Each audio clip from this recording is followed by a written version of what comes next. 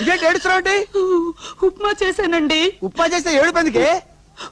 ఉప్మా చాలా బాగా కుదిరిందండి. బాగా కుదిరితే సంతోషించాలి గానీ అలా ఎక్కిలెక్కలు పెట్టి ఏడుస్తావంటే వెర్రి మొహం. అతడికి ఉప్మా అంటే చాలా ఇష్టం అండి. ఎత్తగాడికి? అదేనండి నా గోపికి.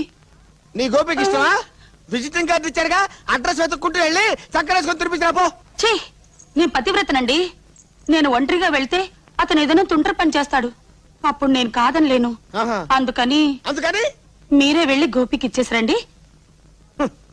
రాధా, ప్రపంచ చరిత్రలో నాలాంటి దరిద్రమైన భర్త ఎవరికైనా ఉంటాడంటావా? నీ మాజీ ప్రియుడికి నేను ఉప్మా తీసుకెళ్లి ఇచ్చిరావాలా? అలా చేస్తే ఎవరుకుంటారు తెలుసా? చిచ్చి నేను ఇచ్చినానంతే. మీరు వెళ్ళకపోతే నేను వెళ్తా.